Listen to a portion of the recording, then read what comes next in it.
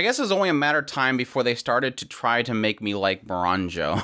At some point, they were going to have to explain her story and try to paint it in a way that I'm going to feel bad for her. So it's kind of what we got from episode 11 of Ranking of Kings. It's my thoughts on the episode, so let's jump into it. Yeah, as we open up this episode, we get more of Daida stuck inside of himself and kind of reflecting on his story about how he met Bojji.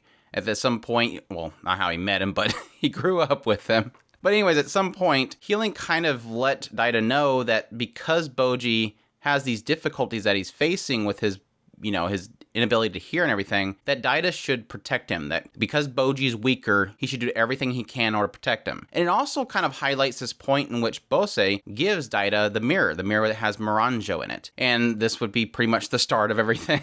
I'm like, it always starts with the mirror. He was perfectly fine with Bojji. They were just happy together, and then the mirror shows up. And yes, this mirror, Mirajo, which he never really knew that that's what her name was, and that's obviously kind of highlighted in this episode, that the mirror itself tells Daida that, of course, he's special and that he should be king rather than Bojji. And that's what kind of began this hatred that Daida had for Bojji. That Bojji, or it really was kind of playing it out as if he kind of looked down upon him, that he was weaker, and that this was something that he deserved. And it was interesting because we got this little scene where at some point Daida, talking about how weak Bojji is to Bebin actually takes Bojji out into the city and shows him somebody else that's weak, that he would consider weak. And this was somebody that was both blind and deaf. And it's a really cool scene because it's highlighting that misconception that Daida has. As Bebin's like, look at this person. He's deaf and blind. But he's strong because while Daida is saying, if that was me, I would give up on life. Why would I want to be that? I would just end it. And he's like, well, that's what makes him strong, is because despite his weakness, he continues on. But not only that, he continues on because the kingdom itself is fruitful. And the king is so strong that he has this fruitful kingdom that he's able to live comfortably. So it's highlighting both the weakness that Daida has in himself and his confidence, but also the weakness in him as a leader. I thought it was like this double strike on Daida, which is sad to know that something that clear, that clear of a statement that was given to him still had him lead down the wrong path. But yes, following this, we get the scene with Mirajo, this little girl that is inside of Daida's mind that he's stuck in. This little girl that has this mask on that is being treated harshly by a group of people. And pretty much what I'm getting from the scene is that it's indicating that Mirajo at some point when she was younger was claimed to have killed hundreds of people. She claims that she didn't do it, that she did nothing wrong, but there's a group of people that are claiming that she has killed hundreds of people, including them. But at some point when she loses her mask and Daida, is shocked by her face being disfigured, he calls her a monster. Like, we're still keeping true to Daida's form. Like, I can totally see Daida saying this if he's seen somebody that was disfigured in some way. That's when the people in the crowd start claiming that they did it. They removed her hands and peeled her face off. Where my mind is going right now is that what they're going to end up revealing is that Mirajo was probably the casualty of probably a witch hunt. If you kind of look into historical tellings and stuff, one of the things that is often told is the witch. The witch that when the plagues start happening and there's a lot of death happening in villages, they immediately try to look for somebody who is doing something incorrect, claim them as a witch, and then burn them at the stake. And so what I'm assuming is happening here is that Mirajo, when she was younger, she probably had some sort of ability of magic, or maybe just being claimed as a witch. And so she was immediately claimed as the fault for it. So my prediction is that there's probably a plague at some point. These people, upset at the death of people, begin to blame Mirajo because they claim that she's a witch. And then she was essentially mutilated, had her hands removed and everything, and completely disfigured. And that's probably going to lead into why Mirajo, as she is now, is trying to create a new world or destroy things. And so my second prediction is the big question that I had in the previous episodes is why healing? Why is healing being targeted? Well, I think that healing is probably from her kingdom, or she was attached to some group, was probably in some sort of connection, family or something, to an organization. If you even want to go to the route of the Crusades or something, she could just be, we've seen that she's a nun. She could have been part of this church that basically hunted her down. That's where my mind is going. And I think that's why she wants healing dead.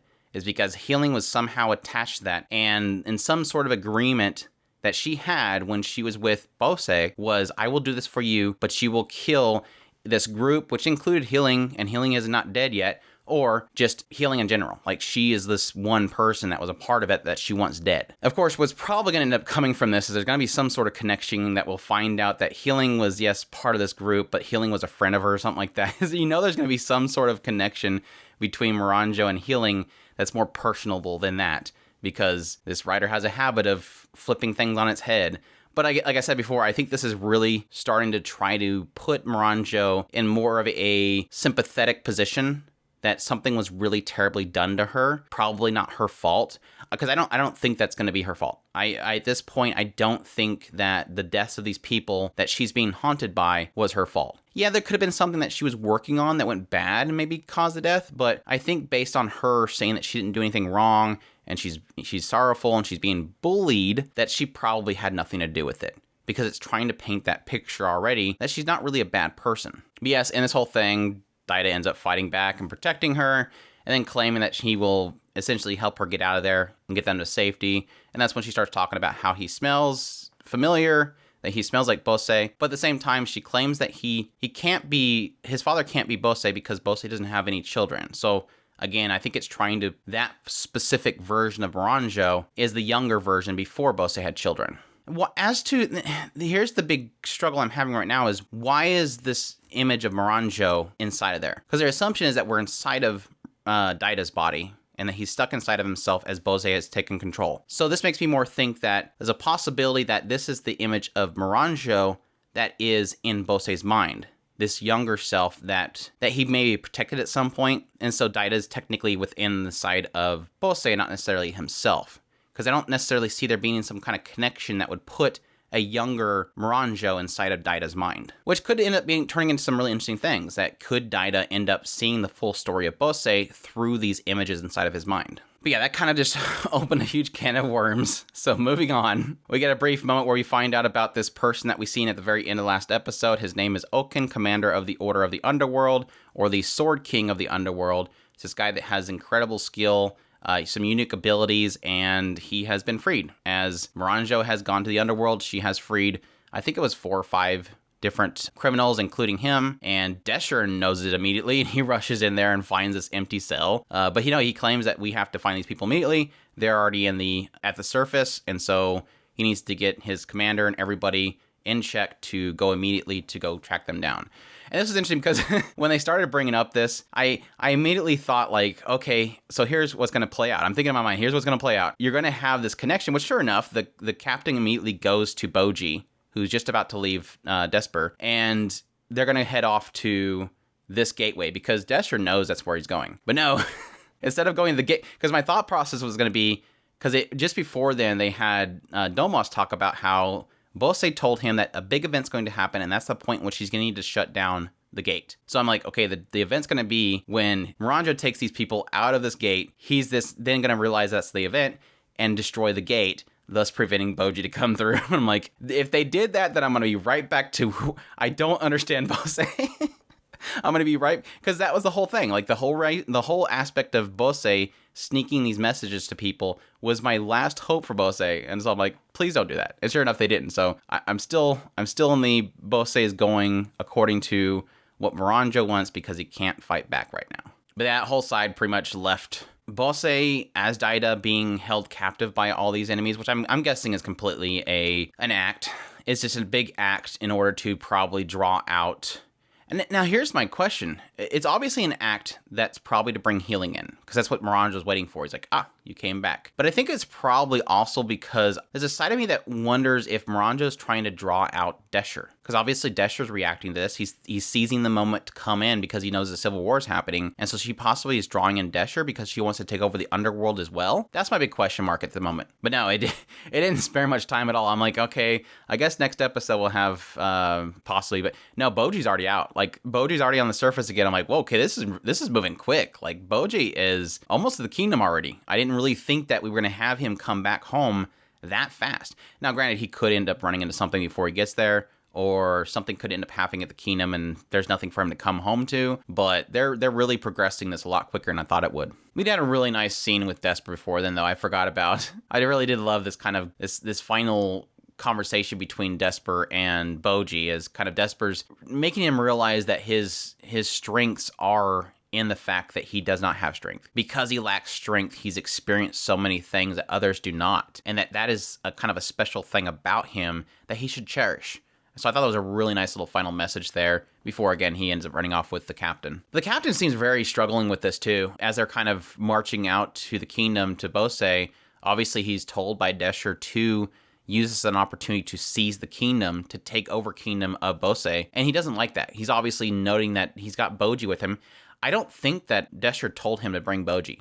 I think he took Bojji because he wants to bring Bojji to his kingdom. So my question mark right now is, because he's struggling with what Desher said, the question there is he bringing Bojji with him because Desher told him we just didn't see it? Or is he struggling with between the two? Like, do I listen to my king and take over Bose? Or do I bring Bojji with me, take over the kingdom, and put Bojji on the throne? And I think that's where it's going to end up going in the end.